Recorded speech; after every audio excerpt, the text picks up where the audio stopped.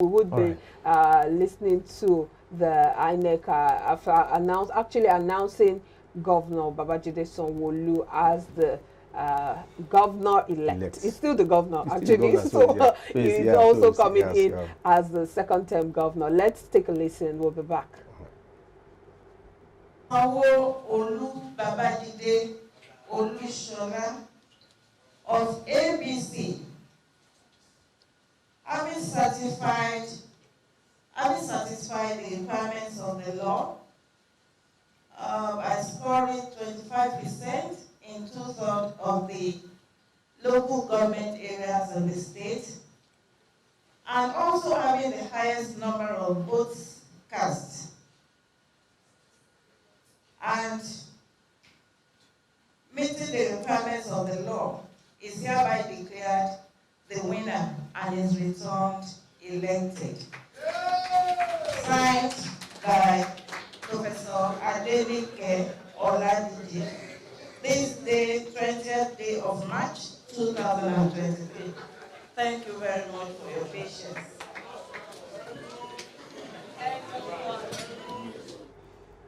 All right, INEC official there, of course, announcing Governor Babajide Sanwo-Olu of Lagos State as the returned governor of the state, and of course would be sworn in, barring any last-minute changes come May 29. But let's come back to Isaac in the studio, looking at all of these issues. You know, a lot of people have said that because we usually have two different elections, presidential February 25th, and then the the governorship election, which was supposed to initially hold on March 11th, that it gives these politicians a lot of time to, you know, plan, strategize, re-strategize, you know, think of how to coerce people, vote buying increases and all of that, and then voter apathy increases. That isn't it possible for us to have all the elections on one day? Both the presidential, the National Assembly, state governorship elections. That isn't it possible to fuse everything into one day? That way, we save cost, we save time, we reduce voter apathy, and then reduce violence as well. Yeah, did you go to vote? I don't know if you went to vote. The media doesn't vote. Okay, yeah. So if you went to vote, you will see that if you have all the elections in one day, you will have about maybe 6 forms. You know, you have the presidential, you have the gubernatorial, you have the Senate, you have the federal. Gubernatorial at the first election. No, I'm saying if you're talking about having all the elections in one day, yes. I mean, you're going to have the forms, you're going to have those forms to print on. You have gubernatorial, presidential, House of Assembly, State Assembly. That's 5 or 5. Yes, that's just 2 extra. No, so that was just 2 extra. Just remember that most people that vote are not educated, so it becomes a bit cumbersome for them. With just 2 extra ballot papers. I am telling you, because even when you go there to vote, people don't even know where to put which form. They'll be asking, where will I put it? What you would have said would have been, let's do presidential and gubernatorial one day, then the National Assembly and State Assembly one day. Because again, the national, the gubernatorial and presidential, they are the drivers. They are the drivers. So the best thing is have those 2 in one day. Then the next Saturday you have the other ones. But those ones, they are dependent on the gubernatorial and presidential. But when you have it the way it is now, what it means is that so any party that wins the very first one, they are motivated. They are geared towards ensuring that we're going to win the next one. But if you do it gubernatorial and presidential, because those are people that have the powers. The governors have powers in their states, and the presidential, of course, national. But again, I felt that probably presidential first, gubernatorial later is better, because the reason is that if it was the other way around, it would be very, very easy for the governors to lobby their states to vote for the presidential. But the way it is now, we thought it was going to work very well, but unfortunately, this whole thing happened, rigging and election buying, vote buying, there and there. So if you ask me, I would rather we do presidential and gubernatorial one day than national and state assembly one day. All right, now let me butt in here, because looking at the situation of things, before this gubernatorial election, There was this ethnic profiling or ethnic coloration that was given, especially in Lagos here, where they felt like the Igbo-speaking, community wanted to hijack Lagos from them, and they were the prime target. Putting it side by side with, I don't know if you watched the live video session of Labour Party gubernatorial aspirant, but when he said that even at some point, you might just dress and go to the polling unit and they start viewing you to be an Igbo person, whereas you're not, and you become a target to them. What's your view about that? Secondly, what is your view about the Igbos trying to put up a seaport in the east? Because obviously they have been viewed as the prime target, and of course they want to chase them out. Now the idea is, let us now move our investment out of Lagos, perhaps start thinking of a seaport, so that will make them understand that truly the Igbos are part of those who are contributing to the development of the state. But you saying they want to chase them out, I think you have to be careful with that. That's the narrative out there. That's the narrative out there. Not, yeah. Okay, not casting stone. You see, I do business, and I noticed one thing about Nigerians. We love ourselves. We really love ourselves. I do business with those in the north, fantastic people. The challenge is the politicians. They will sow this seed of discord into the people. They do that if things are not going in their favor. They will not make you believe that this tribe is why we are not getting what we are supposed to get. You see, this last election, presidential election, a lot of Yorubas voted against against APC, a lot of them. But because, the Igbos, they are now saying that the Igbos, people voted their minds. So the problem is not the people.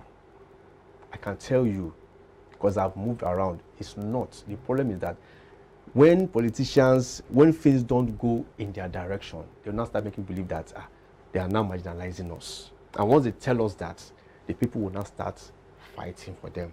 These politicians up there, you see them hugging one another, marrying out their children to one another. Yeah, that's just it. Well, let's not dwell too much on Lagos State, because that's our focal point for the next. No, I'm just saying generally. Yeah, no, yes, okay, yes. Okay. I'm coming to still this general elections. We've seen the APC get most of the states that have been announced, and then the PDP also getting a few states. I think out of the 10 that have been announced, APC has gotten about 8 states, and then PDP has been able to clutch about 2.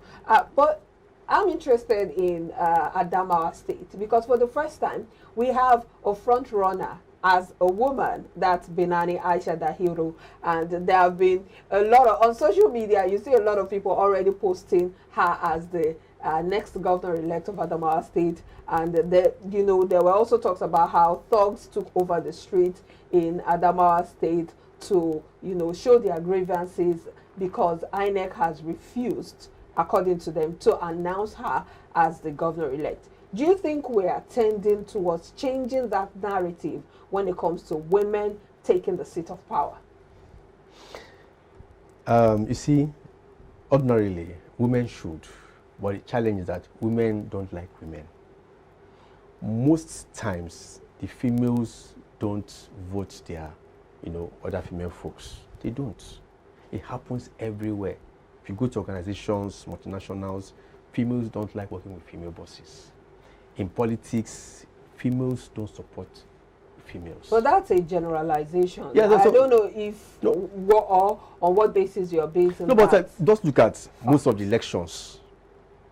You see a female candidate who most times scores little or nothing. And you see females that actually went to vote. So if there are 10 people that are voting, maybe 5 males that are voting, where you have a male and a female, you realize that the male will score like 8 or 9 points out of the 10. Then you ask yourself, where did the votes of the females go to? It happens everywhere. But that's by the way. But you don't think things have improved? In 2011, we had Sarah Jibril, who came out to under the platform of the PDP to yeah. contest as president, Yeah. and then she had maybe 1 or 2 votes, Votes. and you would wonder, what about her party members? What about her family members? What about those who were behind her and conversing for her during her campaign? Exactly. But this time around, Chichi Ojei of the APM came out and she scored about over 25,000 votes. Isn't that an improvement? So, but who told you that females voted for her? Well, I'm just saying Yes. that the number of votes from 1 or trickles of 1 or 2 has now shot up to over 25,000. So the issue now is not because she's a female, is that people want changes.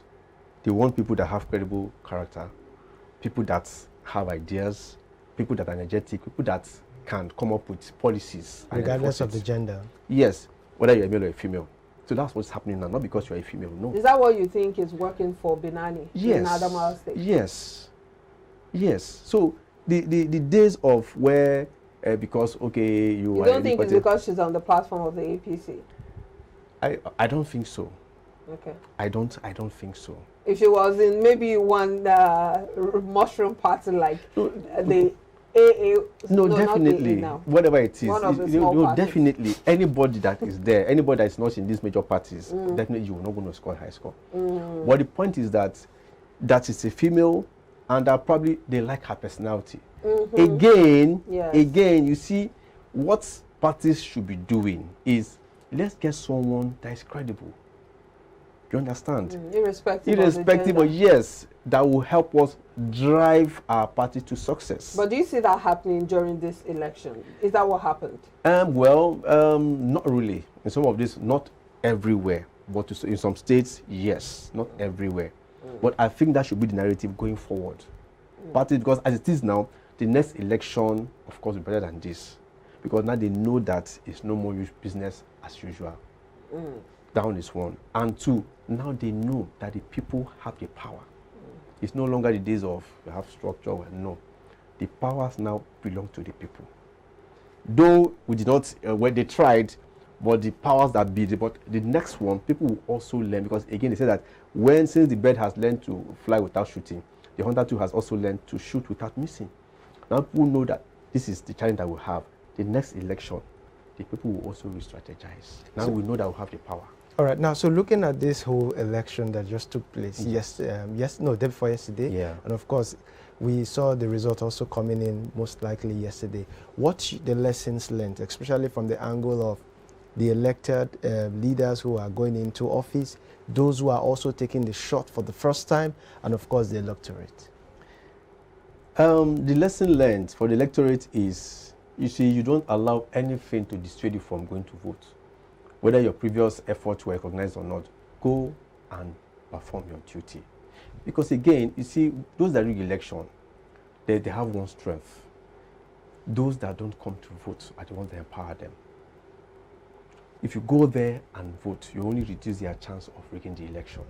But every time you don't go to vote, you are increasing their chance of, like what you said, that, you know, that a fraction of people that actually register. So the more people register, the more you vote, the more you reduce the strength of those that plan to rig the election, because you are giving them more work to do.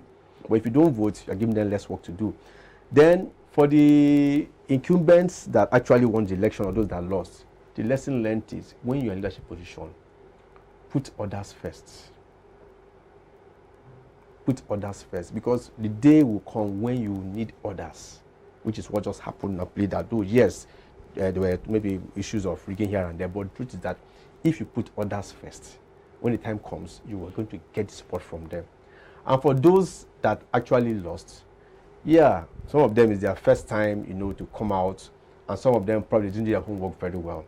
Again, is go back, see where you didn't do well, see the strength of the opposition, and come back being re-strategized. You go and re-strategize. Know that next time, these things I didn't do, I will do them. And those I didn't do well, I will do them again. Do you think that the issue of godfatherism played out well for those who were re-elected back into office, not those who are taking the shot for the first time? Do you think godfatherism played out in their part? In Nigerian politics, it's always there. However, this time, the narratives changed. How? Godfatherism is not the way it used to be. And because of the way, the kind of force that Labour Party pulled, at least to my own knowledge, there was no trace of godfatherism anywhere. Yet they're going to make so much impact. What actually helps some of these people is their party. Remember that PDP has a very good strong structure, and APC they still have. So that structure alone is also helping them to excel. For the other parties, maybe the individuals who are coming out, they have the financial muscle, they also have the connections to win. But the truth is that the influence of godfatherism is watering down compared to what it used to be because of the way the whole thing changed. Yes, it has. All right, that's a fine place to leave it. Thank you so much, Chris Isaac, social commentator, for the general analysis that you've given this morning, and have a great day. All right, thank you very much, and it was really nice joining you. All right, we'll take a break now. We'll be back to look at the elections, especially focusing on Lagos State, how it panned out, and what people are saying about the elections. We'll be right back.